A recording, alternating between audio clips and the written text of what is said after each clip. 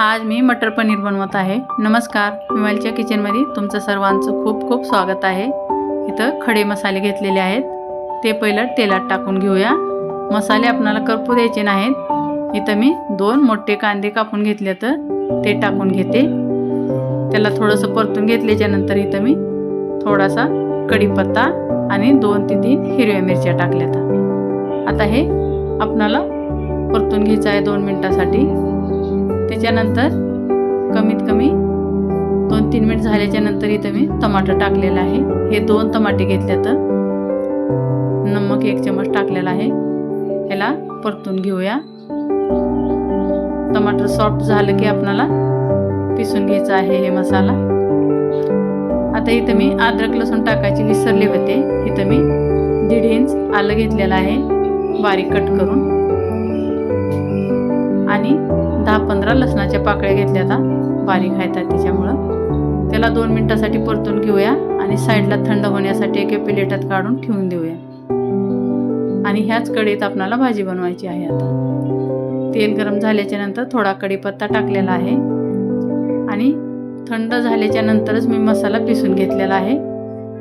हे मसाला टाकून घेऊया। आता मसाले आपल्याला परतून घ्यायचा आहे। इथं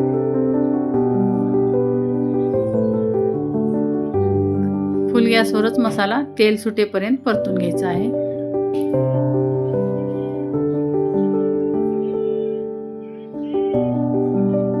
आता थोडंसं तेल सुटायला चालू झालंय। इथं मी काळं तिखट टाकत आहे घरगुती।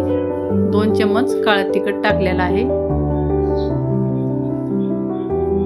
तिखट तुमच्या आवडीप्रमाणे टाकू शकता। इथं मी मटर भिजवू घातली होती मी रात्री आणि 1 शिट्टी देऊन घेतली आहे थोडंसं नमक टाकून, तेही टाकलेले आहे। 1 मिनिटासाठी ह्याला परतून घेते मसाल्यासोबत।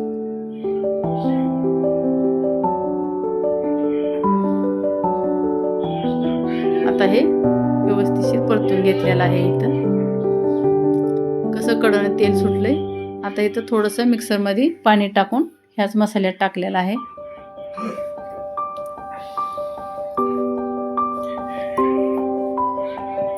इथं मी 200 ग्रामचे 2 पाकिटे घेतले तर पनीरचे, आणि ह्याला पहिलं धुवून घेतले आणि प्लेटात ठेवले होते।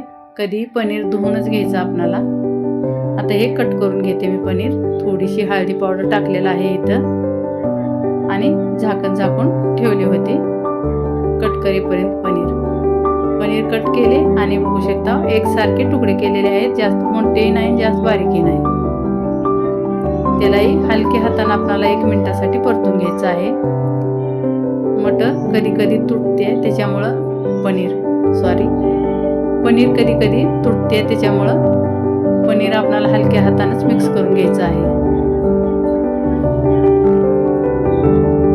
आता ही 1 मिनिट झाल्याच्या नंतर आपल्याला ह्याच्यात गरमच पाणी टाकायचं आहे। तुमच्या आवडीप्रमाणे घट्ट पातळ एवढं आपल्याला पाणी टाकायचं आहे। थोडंसं नमक टाकलेलं आहे।